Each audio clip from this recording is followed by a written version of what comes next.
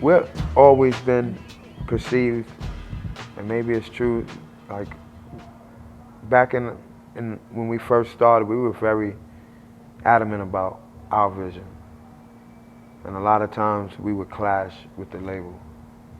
And that is a product of one of the clashes with the label. You know what I'm saying? We want to do something this way. They want to do it this way. We have a deadline, so they go ahead and do what they wanted to do because it has to come out.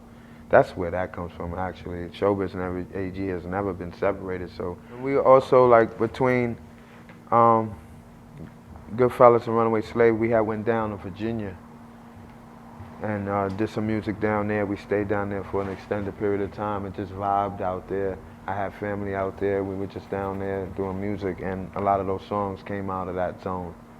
You know what I'm saying? But when we came back to New York, it was just such a different zone. We wanted to go with just this.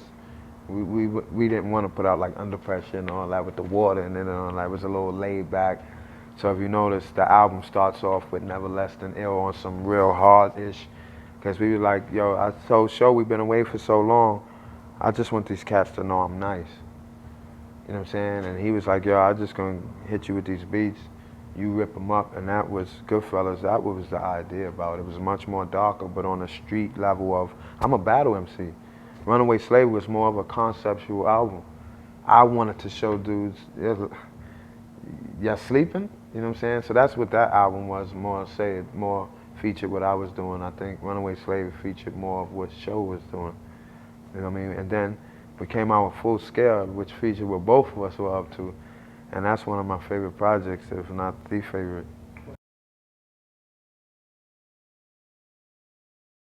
After Goodfellas, we were,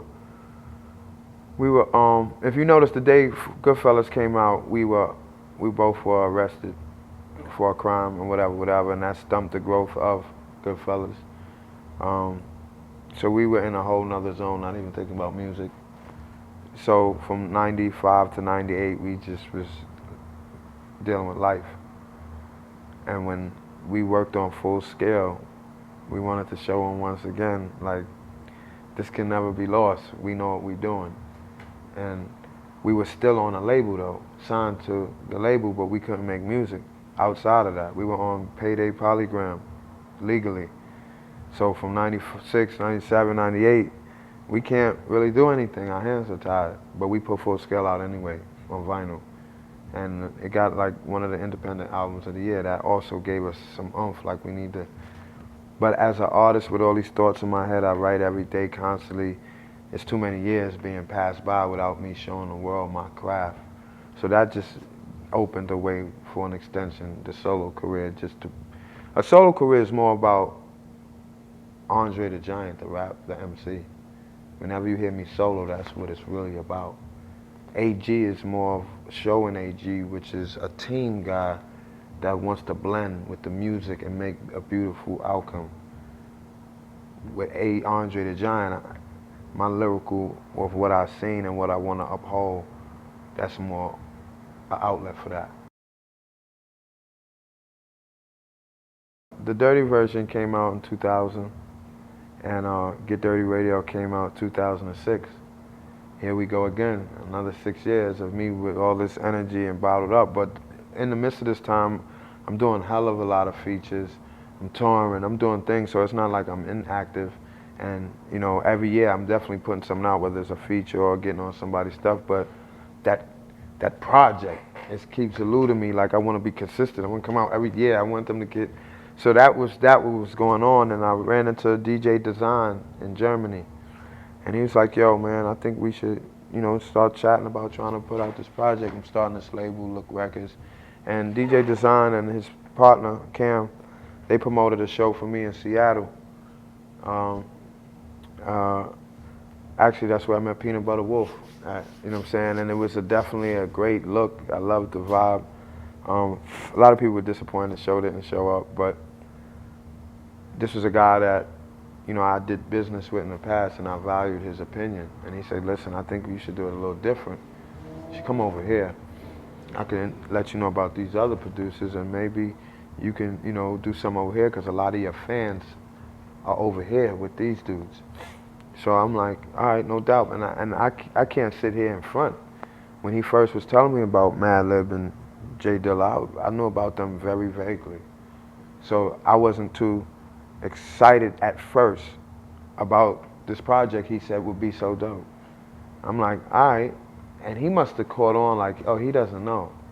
So one day, you know, I'm human, you know what I'm saying? You can definitely show me some numbers and some facts to show me, oh, I'm bugging. So one day I checked my email and he just sent me J Dilla's discography. That was the end of everything. I'm like, who am I? Like, what type of vibe was I on? And I'm not a person you could show something to and just leave it that way. I'm gonna go do my own research. You know what I mean? That's why I think I'm still here, because I'm not afraid to grow and I'm not afraid to learn. So when after I'm like, damn, he did Tribe stuff, he did Erykah Badu stuff, he did Common stuff, he's with the Roots, they got the Solar Quint, like, I'm like, shame on me.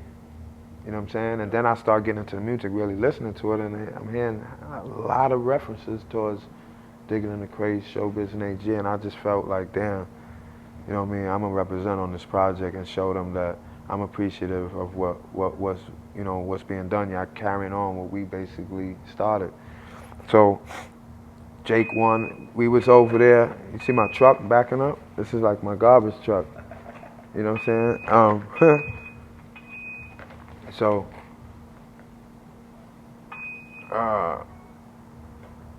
yeah. So when I got into the album, I really got into it, and I said, you know what, we're not just gonna do it like that.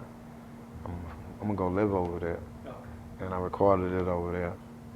And it was, I got to live that life, that atmosphere, that Cali atmosphere, you know what I mean? And it reflected in the music.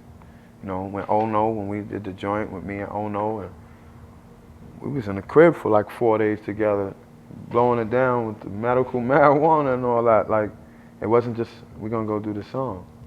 And then I did a song for his joint, and me and Roxy was rocking. So that whole album was experience, and it opened my eyes to a whole nother area. Without doing that project, I could never have done Everything's Berri. Sure. I wouldn't have been getting to that level right now. You know what I'm saying? This album is really for them and the people who listen to that music. Come on.